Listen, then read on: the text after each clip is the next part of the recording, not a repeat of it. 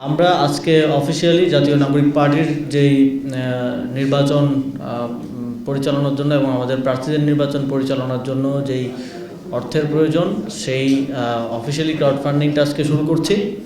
আপনারা হয়তো এর আগে দেখেছেন যে আমাদের কোনো প্রার্থী ব্যক্তিগতভাবে করলেও সবাই আমরা প্রায় 90-95 ভাগ প্রার্থী সেন্ট্রালি এই যাতে স্বচ্ছতা এবং জবাবদিহিতাটা এক জায়গা থেকে নিশ্চিত করা যায় সেজন্য সেন্ট্রালি ক্রাউড ফান্ডিংটাকে আমরা বেশি জোর দিয়েছি এবং এটার মধ্যে আমরা অপশন রেখেছি যে আপনি চাইলে জাতীয় নাগরিক পার্টিকে ডোনেট করতে পারেন, চাইলে আমাদের যে কোনো স্পেসিফিক প্রার্থীকে যাকে আপনার পছন্দ তাকে ডোনেট করতে পারেন। এবং আমরা আমাদের পূর্ব প্রতিশ্রুতি অনুযায়ী আমাদের এই ডোনেশনের কত আসলো কত গেল কোন খাতে গেল সেটা আমরা অডিটের মাধ্যমে আমরা প্রতি বছরই একটা অডিট রিপোর্টের মাধ্যমে এটা প্রকাশ করব এবং দেশবাসীর কাছে সেটা উন্মুক্ত থাকবে।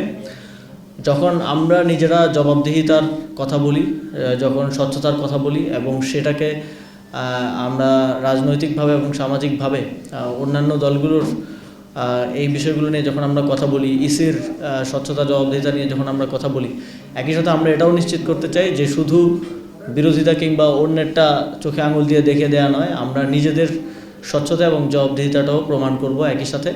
এবং আমরা একটা উদাহরণের মধ্য দিয়ে সেট করব যে বাংলাদেশে আমরা যেটাকে বারবার নতুন বন্দোবস্ত বলছি বা নতুন রাজনৈতিক প্র্যাকটিস বলছি, সেটার উদাহরণ হিসেবে আমরা আমাদের প্রত্যেকটি কাজের মাধ্যমে সেটা দিয়ে যাব। আপনারা দেখছেন যে আমাদের প্রার্থীরা ইতিমধ্যেই বিভিন্ন অভিনব এবং ক্রিয়েটিভ কায়দায় মাঠে কাজ করে যাচ্ছেন।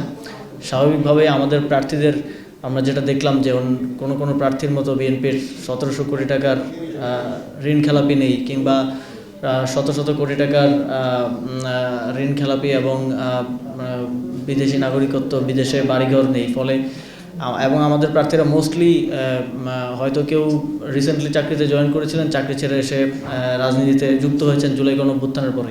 বাছাইকৃত লাল সরিষার দানা থেকে অত্যাধুনিক কোল্ড প্রেস মেশিনে তৈরি হয় প্রাণ সরিষার তেল, আসল ঝাঁঝে আসল স্বাদে। অথবা কেউ ছাত্র ছিলেন, পড়াশোনা শেষ করেছিলেন, সেই পর্যায় থেকে এসে যুক্ত হয়েছেন।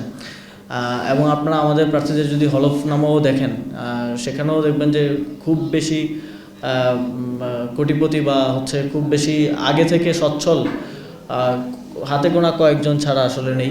ফলে আমাদের সাপোর্টটা আমরা মনে করি জনগণের থেকে আসবে এবং আমরা জনগণের জন্য কাজ করি।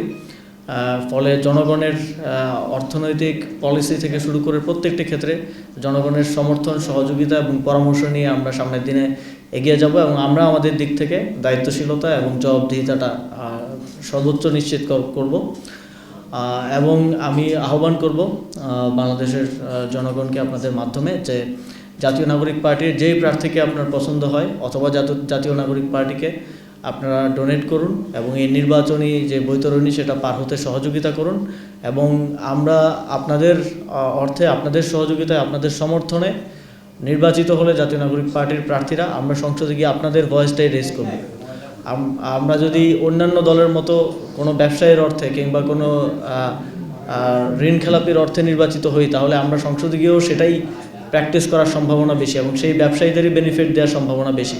কিন্তু আমরা যদি আমরা মনে করি যে আমরা জনগণের সমর্থন নিয়ে, জনগণের সহযোগিতা নিয়ে সেখানে যেতে চাই এবং জনগণের প্রতি আমাদের একমাত্র দায়বদ্ধতা থাকুক, সেটা আমরা চাই।